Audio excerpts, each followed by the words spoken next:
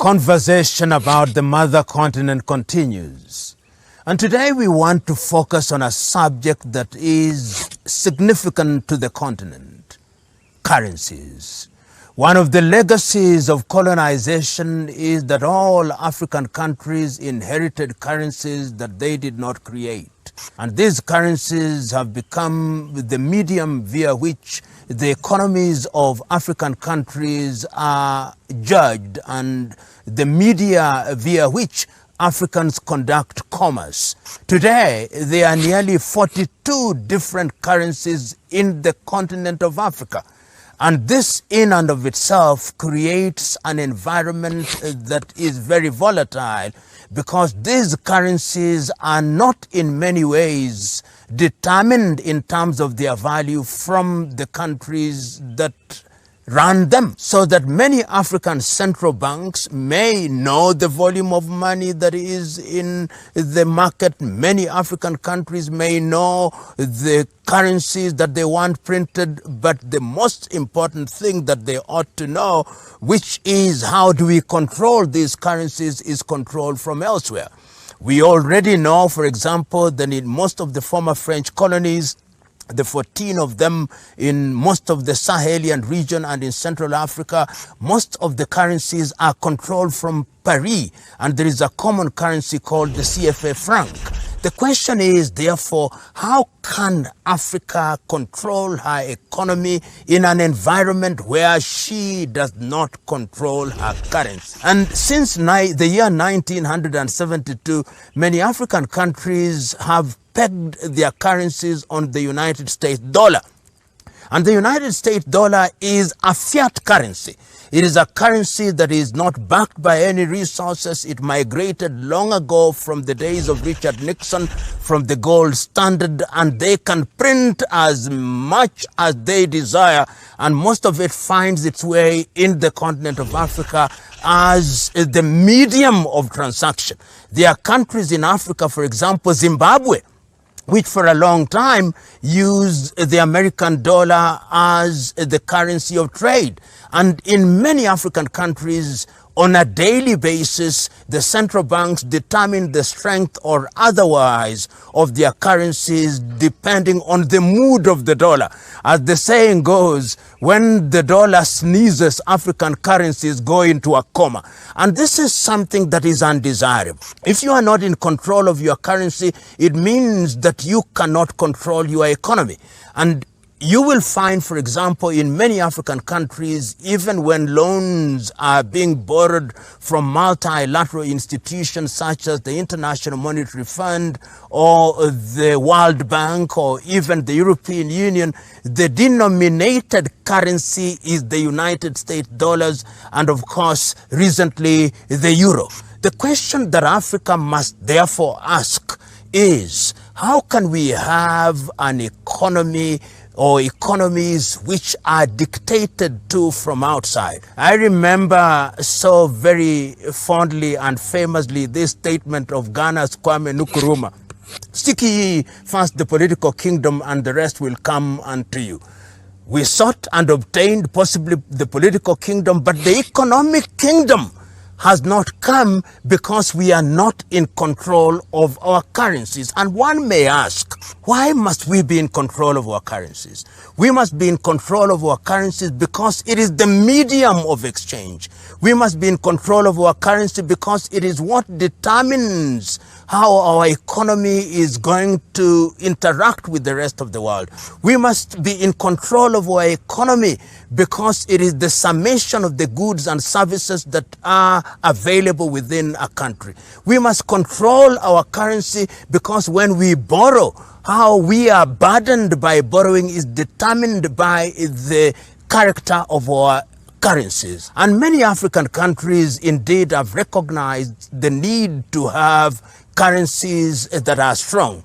It is in that regard that there has been a spirited move to have common currencies in the region. The East African countries have always wanted to move towards a common currency. And it must be remembered until 1977, the three East African countries of Kenya, Uganda, and Tanzania had a common currency, which they pretty much controlled and which pretty much ensured that their economies were stable. We, of course, dissolved the East African community, and now there is once again a move towards having a common currency. In the West African region, until recently, there was a move to have a currency called the ECO, but that was torpedoed from Europe, as we know, particularly from Paris, and that was dead on arrival. And we in the Central African region, we now know with the recent events in Niger, in Mali and Burkina Faso, there is an attempt to create a currency that will cover that region. And one hopes that ultimately there will be a currency that is going to envelop the entire continent of Africa, so that Africans can transact without the midwifery of a currency whose printing they do not control, of a currency whose value they cannot determine, of a currency which can be put into their markets and which can distort the markets in a manner that affects the economies of those countries or African countries by way of undermining their gross domestic product and indeed undermining their purchasing power. One of the things that I know, for example, now is that Africans in the diaspora are now trying to come up with a currency which is denominated through resources such as solar. And I know, for example, that Zimbabwe has recently introduced a currency called the ZiG, which is denominated against the gold standard. And one hopes and, of course, believes that if this is coordinated, Africa will move from the Tower of Babel in which she now finds herself, where one moves from one country, you move from Kenya, you find the Ugandan shilling, the Tanzanian shilling, the Dilasi, the Naira, the Cedi, the Bear, and the Kwanza. This kind of scenario is not good for African economies, and the sooner we migrate from this environment, from multiple currencies which are easy to manipulate, the safer Africa will be. It is important to talk about and to reiterate the fact that if indeed Africa wants to give practical meaning to Africa continental free trade area, it can only succeed if there is a common currency which is in use throughout the continent of Africa. If we are going to have an Africa continental free trade area which is underpinned by the United States dollar or is underpinned by the euro, then we are going nowhere, because economic domination will be determined by the currency that you are using on a daily basis. And a decision must be made at the level of the African Union that we must migrate from the dollar as the standard of determining the strength or otherwise of our currencies, and also migrate from the euro, so that whichever currency we create in the African continent, whether it is the Afro or whichever name we use, is going to be at the same table as other currencies, whether that currency is the dollar, whether that currency is the euro, whether that currency is the yuan, whether that currency is the rupee, whether that currency is the ruble, so that when those currencies meet in the international market, we are able to say that Africa is using a medium of trade which she controls and whose value she can determine. So from where I sit, if Africa is to realize our potential, one of the things that must be dealt with is currency. Let us migrate from these 42 currencies that we have today. Let us move towards a single currency, and let us move, if we can't do it in one fell swoop, let it start regionally, and once we have it regionally, then we will have a single currency, and let it be time bound. And in my view, in the next 10 to 15 years, we have a single currency so that we don't denominate it it with other foreign currencies, then we can begin to talk meaningfully of a continent that is moving economically in the right direction. We can begin to talk about a continent that is talking about Agenda 2063, whose economy is not dependent upon a foreign currency. We can begin to talk about Africa continental free trade area, where somebody has a common currency which is used from Cape to Cairo, a common currency which is used from Addis Ababa to Dakar in Senegal, a common currency that is used in Kinshasa and also used in Marrakesh in Morocco. That is the kind of environment in which we should be operating, because currency is one of the keys that opens the doors of economic liberation. Africa must do that in order to gain economic liberation. Thank you very much. See you again as we continue with our conversations about the things that touch the continent of Africa.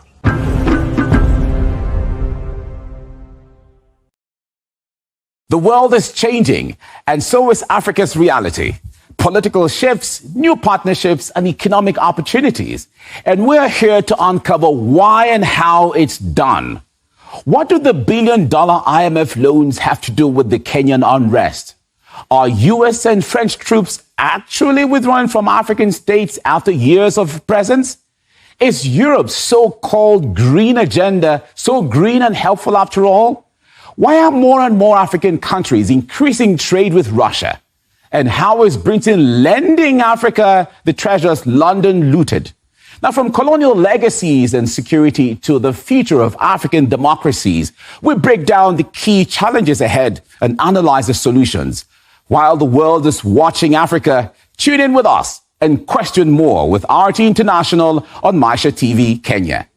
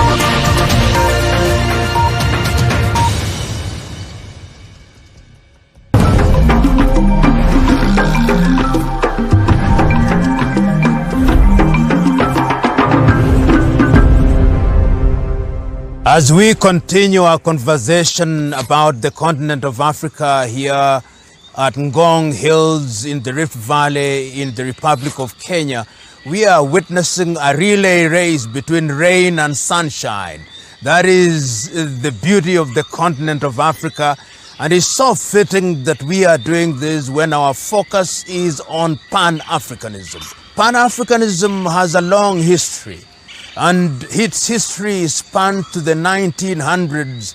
In those early days, when in the diaspora, Africans who had been taken away to the United States of America, to Europe and the Caribbean, were struggling to liberate themselves from the chains of slavery and decolonization. It is in those early days that the Pan-African spirit started to emerge in its embryonic days.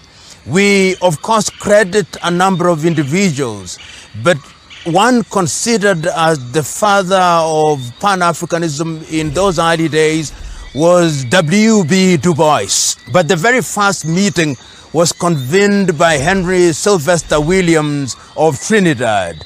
Thereafter, there were many attempts at bringing Africans together under that spirit of Pan-Africanism.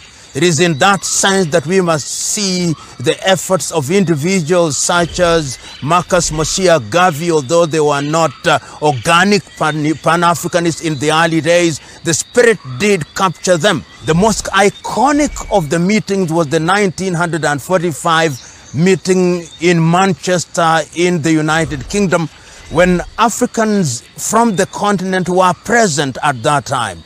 Ghana's Kwame Nkrumah was present at that meeting, and that was the period when African countries were beginning to fight decolonization, having been colonized by the English, colonized by the French, colonized by the Portuguese, colonized by the Italians, colonized by the Belgians, colonized by the Spaniards. They were seeking to break the chains of decolonization. And when Sudan regained our independence in 1956, it was not as loud as it should have been. It was when Ghana regained our independence on the 6th day of March 1957, and he said that Africa must unite, that the spirit of Pan-Africanism was given greater meaning. But Pan-Africanism must be understood to mean the solidarity of persons of African descent wherever they are, within the mother continent or outside of the mother continent. And in its modern conception, Pan-Africanism must be understood to mean the unity of Africans throughout the world for the benefit of the continent of Africa. When I heard Kwame Nkrumah saying in 1957 that Africa must neither look east nor west, Africa must look forward, he was talking about the revival of Pan-Africanism, the decolonization of Africa. And when he said that the independence of Ghana meant nothing until the whole of Africa was independent, it was a clarion call that Africans must unite, not only to liberate themselves politically, but to liberate themselves economically. Hence the famous statement, "Seek ye first the political kingdom, and the rest shall come." Today, when we talk about Pan-Africanism, we are talking about a new spirit, a spirit that not only addresses what may be described as romantic Pan-Africanism or sentimental Pan-Africanism. We are talking about using the African spirit for the purpose of the revival of African peoples wherever they are, in order to achieve success in its totality. And there have been a number of activities around those initiatives.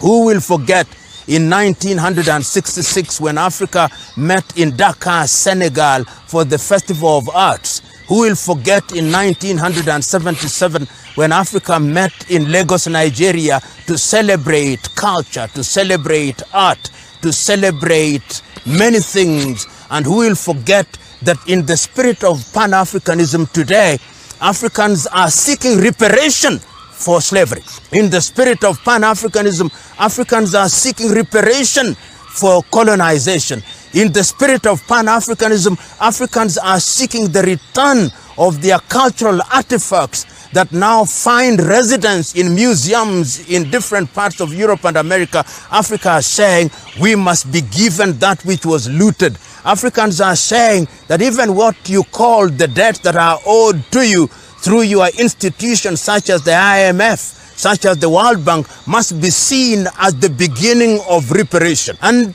indeed, one must go down history and remember that when in 1963, on the 25th day of May, the Organization of African Unity was established in Addis Ababa, Ethiopia, with the presence of 32 heads of states and government.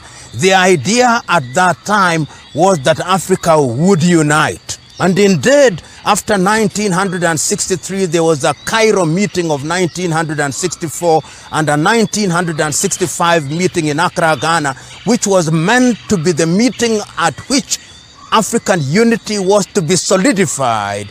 It never came to pass, and African institution tottered along until a little later, when the spirit was reignited, when Muammar al-Gaddafi when he became the president of Libya, now started saying, we must revisit the spirit of Nkrumah, we must revisit the spirit of Nyerere, we must revisit the spirit of Modibo Keita, we must revisit the spirit of Samora Moises Machel, we must revisit the spirit of all these great men in order for Africa to occupy her pride of place. Today, when we talk about Pan-Africanism, we remember the leaders who are the pioneers, but we also remember that in the recent past, we have had younger people who have contributed to the spirit of Pan-Africanism. You can name many of them. I've already mentioned Nkrumah, I've talked about Nyerere, I've talked about Modibo, I've talked about Patrice Emery Lumumba, I've talked about Kenneth David Kaunda, I've talked about Samora Machel,